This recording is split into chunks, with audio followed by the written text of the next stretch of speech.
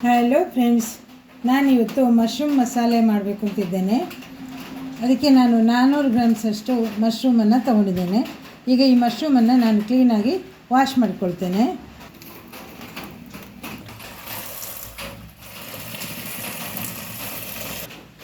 ಇದನ್ನು ಕ್ಲೀನಾಗಿ ಈಗ ತಣ್ಣೀರಲ್ಲಿ ತೊಳ್ಕೊಂಡಿದ್ದೇನೆ. ತೊಳೆದು ಈ ಥರ 4 ಪೀಸ್ ಮಾಡಿ ಒಂದು ತಟ್ಟೆಯಲ್ಲಿ ಇಟ್ಕೊಳ್ತೇನೆ.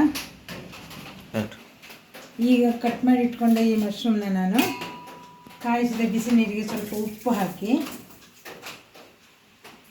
ಮತ್ತು ಸ್ವಲ್ಪ ಹಳದಿಯನ್ನು ಅರಿಶಿಣ ಪೌಡ್ರನ್ನು ಹಾಕಿ ಇದನ್ನು ಈ ಪೀಸನ್ನು ಇದಕ್ಕೆ ಹಾಕ್ಕೊಳ್ತೇನೆ. ಇದು 5 ನಿಮಿಷ ಈ ಬಿಸಿ ನೀರಲ್ಲಿ ನೆನೀತದೆ. ಆಗ ಇದರಲ್ಲಿರುವ ಕೊಳೆ ಅಂಶ ಅಥವಾ ಬೇರೆ ಏನಾದರೂ ಕೆಮಿಕಲ್ ಹಾಕಿದರೆ ನೀರಲ್ಲಿ ಇದು ಬಿಟ್ಕೊಳ್ತದೆ. ಮತ್ತೆ ಪುನಃ ಶುದ್ಧ ನೀರಲ್ಲಿ ಇದನ್ನು ತೊಳ್ಕೊಂಡು ಹಾಕ್ಕೊಳ್ಬೇಕಾಗ್ತದೆ. ಈಗ ಮಶ್ರೂಮ್ ಗ್ರೇವಿ ಮಾಡಲಿಕ್ಕೆ ನಾನು 2 ಈರುಳ್ಳಿಯನ್ನು ಈ ಥರ ಕಟ್ ಮಾಡಿ ಇಟ್ಕೊಂಡಿದ್ದೇನೆ. ಒಂದು ಅರ್ಧ ಬೆಳ್ಳುಳ್ಳಿ, 1 ಇಂಚು ಶುಂಠಿನ ಈ ಥರ ಸಣ್ಣಕ್ಕೆ ಕಟ್ ಮಾಡಿದ್ದೇನೆ. ಸ್ವಲ್ಪ ಸೋಂಪು, 4 ಪೀಸ್ ಲವಂಗ, 1 ತುಂಡು ಚಕ್ಕೆ, ಹಾಗೆ ಅರ್ಧ ತೆಂಗಿನಕಾಯಿನ ಈ ಥರ ಸಣ್ಣಕ್ಕೆ ತುರಿದಿಟ್ಕೊಂಡಿದ್ದೇನೆ. ಈಗ ಒಂದು ಬಾಣಲೆಗೆ ಒಂದು 4 ಸ್ಪೂನಷ್ಟು ಕೊಬ್ಬರಿ ಎಣ್ಣೆ ಹಾಕಿ ಸ್ಟವ್ ಮೇಲೆ ಇಟ್ಕೊಂಡಿದ್ದೇನೆ. ಈಗ ಇದಕ್ಕೆ ಒಂದೊಂದೇ ಮಸಾಲೆಯನ್ನು ಹಾಕಿ ನಾನು ಹುರ್ಕೊಳ್ತೇನೆ. ಈಗ ಎಣ್ಣೆ ಬಿಸಿ ಆಗ್ತಾ ಬಂತು. ಈಗ ಇದಕ್ಕೆ ಚಕ್ಕೆ, ಲವಂಗ ಮತ್ತು ಬಡ್ಸೊಪ್ಪನ್ನು ಹಾಕ್ತಾಯಿದ್ದೇನೆ.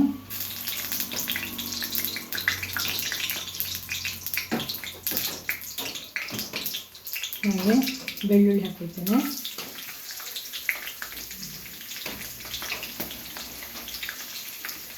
ಈಗ ತುಂಡು ಮಾಡಿಟ್ಕೊಂಡ ಈರುಳ್ಳಿಯನ್ನು ಈಗ ಎಣ್ಣೆಗೆ ಹಾಕ್ಕೊಳ್ತೇನೆ.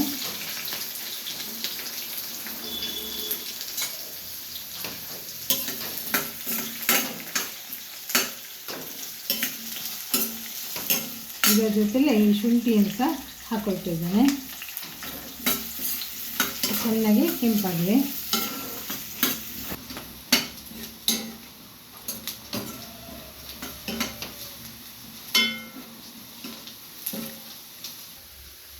ಸಾಕು, ಈಗ ಈರುಳ್ಳಿ ಫ್ರೈ ಆಗಿದೆ, ಇಷ್ಟು ಸಾಕು. ಈಗ ಇದನ್ನು ಈ ಎಣ್ಣೆಯಿಂದ ತಗೊಳ್ಬೇಕು. ಈ ಥರ ತಟ್ಟೆಗೆ ಬೇರೆ ಹಾಕೊಳ್ಳುವ.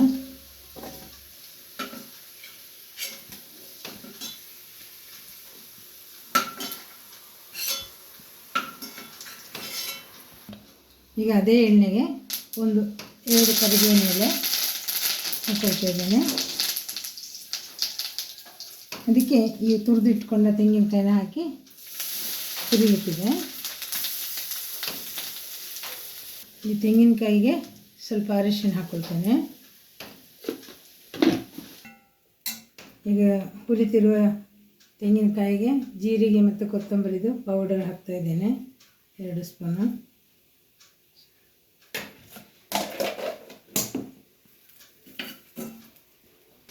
ಈಗ ಅದರ ಜೊತೆಲೆ 4 ಬ್ಯಾಡಗಿ ಮೆಣಸಿನಕಾಯಿ ಹಾಗೂ ಊರಿನ ಮೆಣಸು 5 ಹಾಕಿದ್ದೇನೆ. ಇದನ್ನು ಇದರ ಜೊತೆಲೆ ಹುರ್ಕೊಳ್ತೇನೆ.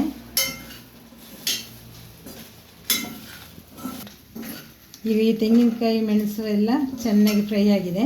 ಸ್ಟವ್ ಆಫ್ ಮಾಡ್ಕೊಳ್ತೇನೆ. ಆಮೇಲೆ ಇದು ತಣ್ಣಗಾದ ಮೇಲೆ ಇದನ್ನು ರುಬ್ಬಿಕೊಳ್ಬೇಕು. ಈಗ ತುರಿದಿಟ್ಕೊಂಡಂಥ ಮಸಾಲೆಗೆ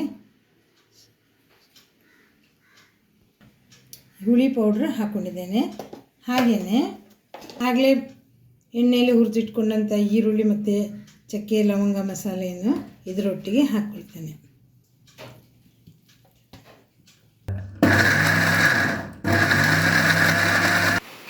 ಈಗ ಸ್ಟವ್ ಹಚ್ಕೊಂಡು ಮಣ್ಣಿನ ಪಾತ್ರೆಯೊಂದನ್ನು ಸ್ಟವ್ ಮೇಲೆ ಇಟ್ಕೊಂಡಿದ್ದೇನೆ. ಸ್ವಲ್ಪ 2 ಸ್ಪೂನಷ್ಟು ಕೊಬ್ಬರಿ ಎಣ್ಣೆ ಹಾಕ್ಕೊಂಡಿದ್ದೇನೆ.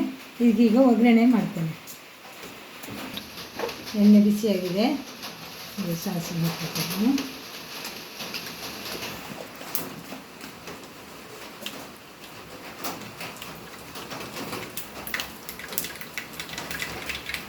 ಬೆಳ್ಳುಳ್ಳಿ,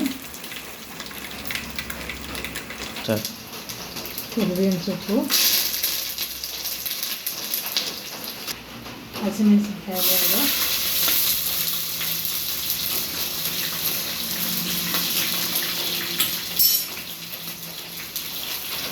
ಸ್ವಲ್ಪ ಈರುಳ್ಳಿ,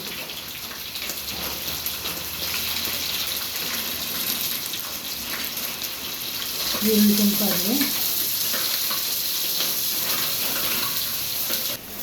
ಈಗ ಟೊಮೆಟೊ ಹಾಕ್ಕೊಳ್ತೇನೆ.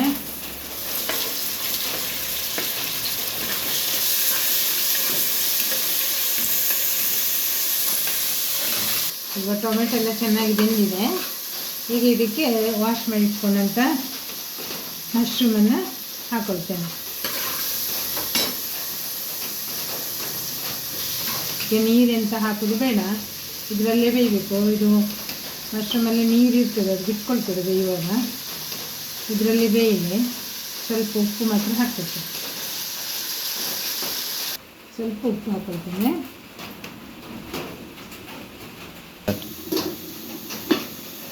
ನೋಡಿ, ಮಶ್ರೂಮ್ ಚೆನ್ನಾಗಿ ನೀರು ಬಿಟ್ಕೊಂಡಿದೆ, ಅದಕ್ಕೆ ನೀರು ಹಾಕಬಾರ್ದು ಅಂತ ಹೇಳಿ. ಮಶ್ರೂಮಲ್ಲಿ ನೀರು ಇರ್ತದೆ. ಬೇಯ್ತಾ ಬಂದಿದೆ, ಸ್ವಲ್ಪ ಹೊತ್ತು ಬೇಯಲಿ, ಮತ್ತು ಮಸಾಲೆ ಹಾಕೊಳ್ಳುವ. ಮಶ್ರೂಮ್ ಚೆನ್ನಾಗಿ ಬೆಂದಿದೆ. ಈಗ ಇದಕ್ಕೆ ಆಗಲೇ ಕಡ್ದಿಟ್ಕೊಂಡಂಥ ಮಸಾಲೆನ ಹಾಕ್ಕೊಳ್ತೇನೆ.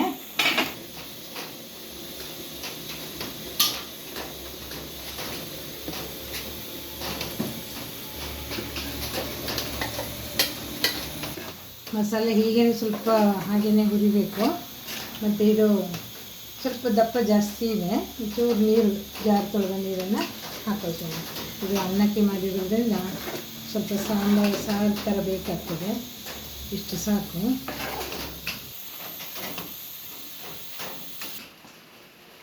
ಚೆನ್ನಾಗಿ ಕುದೀತಾ ಉಂಟು, ಸಾಕು ಅನಿಸ್ತದೆ, ಸಾಕು. ಈಗ ಸ್ಟವ್ ಆಫ್ ಮಾಡ್ಕೊಳ್ತೇನೆ. ಇದು ನೋಡಿ, ಮಣ್ಣಿನ ಪಾತ್ರೆಯಲ್ಲಿ ಸ್ಟವ್ ಆಫ್ ಮಾಡಿದರೂ ಅದು ಕುದೀತಾನೇ ಇದೆ. ಅಂದರೆ ಮಣ್ಣಿನ ಪಾತ್ರೆಯಲ್ಲಿ ಇದೇ ಥರ, ನಮ್ಮ ಸ್ಟೀಲ್ ಪಾತ್ರೆ ಅಥವಾ ಬೇರೆ ಪಾತ್ರೆಯಲ್ಲಿ ಮಾಡಿದರೆ ಈ ಥರ ಆಫ್ ಆದ ಮೇಲೆ ಕುದಿಯುವುದಿಲ್ಲ. ಬಿಸಿ ಬಿಸಿ ಅನ್ನಕ್ಕೆ ಮಶ್ರೂಮ್ ಸಾಂಬಾರು ರೆಡಿಯಾಗಿದೆ.